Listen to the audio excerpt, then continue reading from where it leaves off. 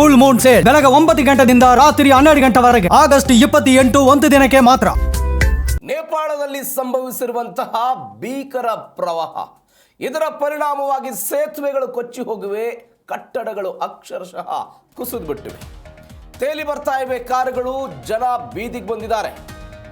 ಟಿಬೆಟ್ನಲ್ಲಿ ಆಗಿರುವಂತಹ ಬೆಳವಣಿಗೆಯ ಪರಿಣಾಮ, ಹಿಮನದಿ ಸ್ಫೋಟ ಆಗಿದ್ದಕ್ಕೆ ನೇಪಾಳದಲ್ಲಿ ಭೀಕರ ಪ್ರವಾಹ, ಬಿಹಾರ್ ಬಂಗಾಳದಲ್ಲಿ ಕಟ್ಟೆಚ್ಚರಿಕೆ ವಹಿಸಲಾಗಿದೆ, ಸೇನೆಯೂ ಕೂಡ ಸನ್ನದ್ಧವಾಗಿದೆ. ಟಿಬೆಟ್ ಮತ್ತು ನೇಪಾಳದ ಗಡಿಭಾಗದಲ್ಲಿ ಈ ಪ್ರವಾಹ ಸಂಭವಿಸಿರೋದು, ನೂರಾರು ಜನ ಮೃತಪಟ್ಟಿರುವಂತಹ ಶಂಕೆ ಇದೆ. ನೇಪಾಳದ ಸರ್ಕಾರದಿಂದ ಸಮರೋಪಾದಿ ರಕ್ಷಣಾ ಕಾರ್ಯಾಚರಣೆಗಳಾಗ್ತಾ ಇದೆ. ಒಟ್ಟು 41 ಮಂದಿ ಭದ್ರತಾ ಸಿಬ್ಬಂದಿ ಕಾಣೆಯಾಗಿದ್ದಾರೆ ಅಂತ ಹೇಳಲಾಗ್ತಾ ಇದೆ. 32 ಜನ ನೇಪಾಳ ಪೊಲೀಸರು, 9 ಸಶಸ್ತ್ರ ಪಡೆ ನಾಪತ್ತೆಯಾಗಿದೆ ಎನ್ನುವಂಥ ವರದಿಗಳು ಬರ್ತಾ ಇದೆ.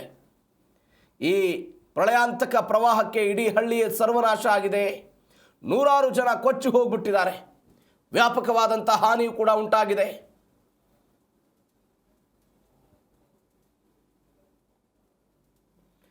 ಸಾವಿರಕ್ಕೂ ಅಧಿಕ ಜನ ಕೊಚ್ಚಿ ಹೋಗಿದ್ದಾರೆ ಎನ್ನುವಂಥ ಪ್ರಾಥಮಿಕ ವರದಿಗಳು ನೇಪಾಳದಿಂದ ಬರ್ತಾ ಇದೆ. ನಾನು ಆವಾಗಲೇ ಹೇಳ್ತಾ ಇದ್ದೆ, 3 ಜಿಲ್ಲೆಗಳು ನೆಕ್ಸ್ಟ್ 2 ಆಡ್ ಆಗ್ತಾ ಇದೆ, 5 ಜಿಲ್ಲೆಗಳಲ್ಲಿ ಇದರ ಪರಿಣಾಮವನ್ನು ಎದುರಿಸಲಾಗ್ತಾ ಇದೆ. ದೃಶ್ಯದಲ್ಲಿ ನೀವು ನೋಡ್ತಾ ಇದ್ದೀರಿ ಅದನ್ನು. ಅಂದರೆ ಸಹಜವಾಗಿ ನೇಪಾಳ ಎನ್ನುವಂಥ ಒಂದು ದೇಶ ಸಮುದ್ರ ಮಟ್ಟದಿಂದ ಕೇವಲ 100ರಿಂದ 150 ಕಿಲೋಮೀಟರ್ ವ್ಯಾಪ್ತಿಯಲ್ಲಿ ಇಳಿಜಾರನ್ನು ಹೊಂದಿರುವಂತಹ ಪ್ರದೇಶ ಇದು. ನೀವು ಟಿಬೆಟ್ನಲ್ಲಿ ಇಂತಹ ಬೆಳವಣಿಗೆಗಳಾದರೆ ಸಹಜವಾಗಿ ಅದರ ಎಫೆಕ್ಟ್ ನೇಪಾಳಕ್ಕೆ ಬರುತ್ತೆ. 2024ರಲ್ಲಿ ನೇಪಾಳದಲ್ಲಿ ಒಂದು ಸರಿ ಪ್ರವಾಹ ಆಗಿತ್ತು, ಸಾಕಷ್ಟು ಹಾನಿಯೆಲ್ಲ ಸಂಭವಿಸಿತ್ತು. ಆದರೆ 2024ರ ಪ್ರವಾಹಕ್ಕೂ 2026ರ ಪ್ರವಾಹಕ್ಕೂ ಒಂದು ವ್ಯತ್ಯಾಸ ಅಂದರೆ 2024ರಲ್ಲಿ ನೇಪಾಳದಲ್ಲಿ ವಿಪರೀತವಾಗಿ ಮಳೆ ಸಂಭವಿಸಿದ್ದರ ಪರಿಣಾಮ ನೇಪಾಳ ಇಂಥದ್ದೊಂದು ಪ್ರವಾಹವನ್ನು ಕಂಡಿತ್ತು.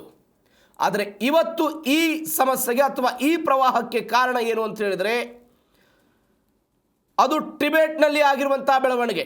ಟಿಬೆಟ್ ಪ್ರಸ್ಥಭೂಮಿಯಲ್ಲಿ ಹಿಮನದಿ ಸರೋವರದ ಸ್ಫೋಟದ ಕಾರಣಕ್ಕೆ ಈ ಸಮಸ್ಯೆಯನ್ನು ಇವತ್ತು ನೇಪಾಳ ಅನುಭವಿಸ್ತಾ ಇದೆ.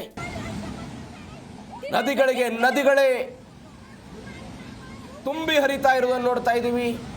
ಒಂದು ಕಡೆ ರಕ್ಷಣಾ ಕಾರ್ಯಾಚರಣೆ, ಮತ್ತೊಂದು ಕಡೆ ಸೇತುವೆಗಳು, ಎಲ್ಲದರ ಪರಿಣಾಮ ದೃಶ್ಯದಲ್ಲಿ ನೀವು ನೋಡ್ತಾ ಇದ್ದೀರಿ ಅದನ್ನು.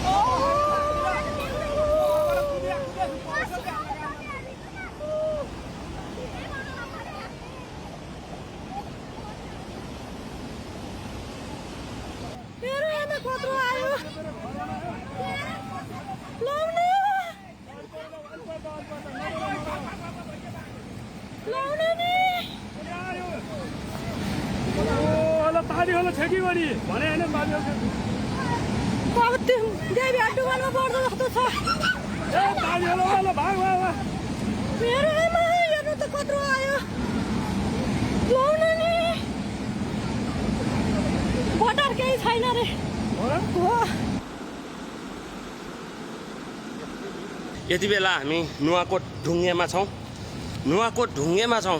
आज आएको रसुवा हुँदै आएको यो त्रिशुली खोला बढिसकेपछि बाढीले, भनौँ त यो ठुलो, सबभन्दा ठुलो भन्छ नि इतिहासकै ठुलो आएको बाढीले यहाँ के क्षति पुऱ्यायो भनेर हामीले हिसाब किताबै गरेर भन्न सक्दैनौँ। यहाँका घरदेखि लिएर मान्छे कति परे, के भयो, अब ठुला खोलादेखि घरहरू, गाडी एकैचोटि बगाएको छ। यति बेला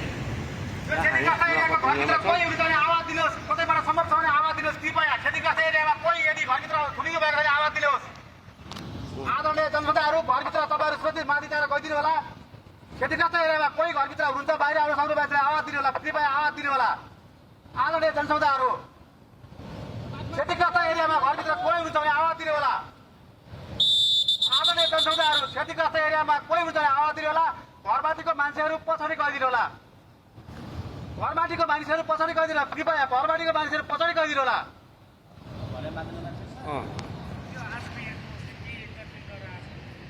यही छैन यो त हिसाबै छैन आज त यो सर खोला आउने भने रसुवाबाट अनि के चाइनाबाट नि हो र चाइनापट्टिबाट आउँदै थियो दोस्रोबाट आएर मात्रै यता हुँदै रसुवा प्लस चाइनाबाट समेत ओहो चाइनाबाट बाटो कोसी नदीसम्म ठुलो हो ठुलो नदी ठुलो भयो नि त त्यसले आएर मिसियो हो माथि पुग्नु आएर हजुर हजुर यता लाङटाङ चाइनाबाट आएको भएपछि अनि यता लेन्दे खोला भन्ने छ अर्को यतापट्टि हाम्रो नेपाल र चाइनाको सिमानाको एरिया हजुर। त्यो एरियाबाट ठुलो आउने हो खोलाको भाव हाम्रो एरियाको खोला त फेरि ठुलो भाव लेदो आएको नि सर पुरै पानी जस्तो नि होइन लेदो भरेर आएको ए सायद कति रोकेर फेरि पढेको भयो हो यहाँतिरको मान्छेहरू त सबै भगाउनु भ्यायो होला है सकेसम्म हाम्रो क्षमताले भ्याएसम्म गरेका हो। बाढी आउनु पूर्व नै जानकारी गरिसकेको थियो सर यतातिर हामीलाई माथिबाट सूचना आउने बित्तिकै सबै बजारको बासिन्दा हामीले हाम्रो यो नदीतटीय क्षेत्रको मान्छेहरूको जानकारी सबैले माथि हाम्रो ए भगाउनु भएको थियो है माथिबाट हाम्रो सर्कुलर हुन्छ हाम्रो क्षमताले भ्याएसम्म गरेका हो ओहो अब कति के अहिले त्यति यो त एउटा प्रकोपै हो यसको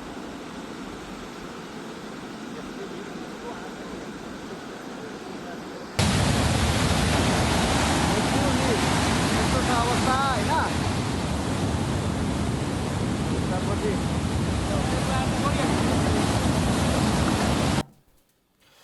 ಎಸ್ ನೀವು ದೃಶ್ಯದಲ್ಲಿ ಗಮನಿಸ್ತಾ ಇದ್ದೀರಿ ನೇಪಾಳದ 5 ಜಿಲ್ಲೆಗೆ ಇದರ ಪರಿಣಾಮ ತಟ್ಟದಂತೆ ಕಾಣಿಸ್ತಾ ಇದೆ 1,000 ಜನ ಪ್ರವಾಹದ ನೀರಿನಲ್ಲಿ ಕೊಚ್ಚಿಕೊಂಡು ಹೋಗಿದ್ದಾರೆ ಎನ್ನುವಂಥ ವರದಿಗಳು ಬರ್ತಾ ಇದೆ ಹೀಗಾಗಿ ನೇಪಾಳದ ರಸುವಾ ಜಿಲ್ಲೆಯಲ್ಲಿ ಬುಧವಾರ ಸಂಭವಿಸಿದಂಥ ಭಾರೀ ಪ್ರವಾಹ ಹಳ್ಳಿಗಳು ಹಲವಾರು ಮೂಲಭೂತ ಸೌಕರ್ಯಗಳನ್ನು ಗುರಿಯಾಗಿಸಿಕೊಂಡು ದೊಡ್ಡ ಮಟ್ಟದ ಹಾನಿಯಾಗಿದ್ದನ್ನು ನಾವು ನೋಡ್ತಾ ಇದ್ದೀವಿ ಸಯಾಪ್ರೊಬೇಸಿ ಮತ್ತು ತಿಮುರೆ ಪ್ರದೇಶಗಳು ವಿಪರೀತವಾಗಿ ಹಾನಿಗೆ ಒಳಗಾಗಿವೆ ಎನ್ನುವಂಥ ವರದಿಗಳು ನೇಪಾಳದಿಂದ ಬರ್ತಾ ಇದೆ 1000ಕ್ಕೂ ಅಧಿಕ ಜನ ಈ ಪ್ರವಾಹದಲ್ಲಿ ಕೊಚ್ಚಿ ಹೋಗಿದ್ದಾರೆ ಅಂತ ಈಗ ನೋಡಿ ಈ ಪ್ರವಾಹಕ್ಕೆ ಒಂದು ಕಂಪ್ಯಾರಿಸನ್ ಮಾಡಬೇಕಂತ ಹೇಳಿದ್ರೆ ಮಹಾರಾಷ್ಟ್ರದಲ್ಲಿ ಮಳೆಯಾದರೆ ಹೇಗೆ ನಮ್ಮ ವಿಜಯಪುರ ಬಾಗಲಕೋಟೆ ಮತ್ತು ಬೆಳಗಾವಿಯ ವಿವಿಧ ಪ್ರದೇಶಗಳಿಗೆ ಈ ಪ್ರವಾಹದ ಸಂಭವವಿರುತ್ತೆ ಜನ ಸಮಸ್ಯೆಯನ್ನು ಅನುಭವಿಸ್ತಾರೆ ಯಾಸ್ ಇಟ್ ಈಸ್ ಕಂಪ್ಯಾರಿಸನ್ ನಾವು ಟಿಬೆಟ್ ಮತ್ತು ನೇಪಾಳಕ್ಕೆ ಕೊಡ್ಬೋದು ಅಂದರೆ ನೀವು ಸ್ವಲ್ಪ ನೇಪಾಳ ಎನ್ನುವಂತಹ ದೇಶ ಟಿಬೆಟ್ಗಿಂತಲೂ ಕೂಡ ಕೆಳ ಹಂತದಲ್ಲಿದೆ ಅಂದರೆ ಎತ್ತರದ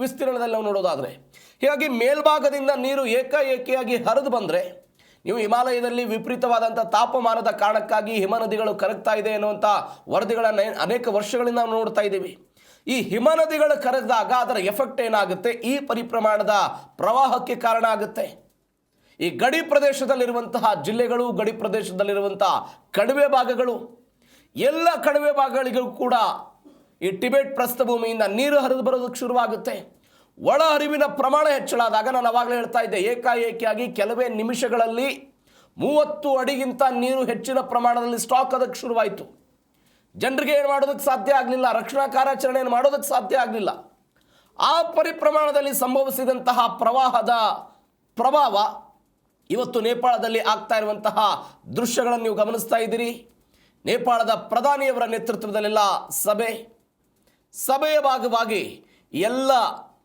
ರಕ್ಷಣಾ ಕಾರ್ಯಾಚರಣೆಗೆ ಸಂಬಂಧಪಟ್ಟಂತೆ ಬೆಳವಣಿಗೆಗಳಾಗ್ತಾ ಇದೆ ಇದು ನೇಪಾಳದ ವಿಚಾರ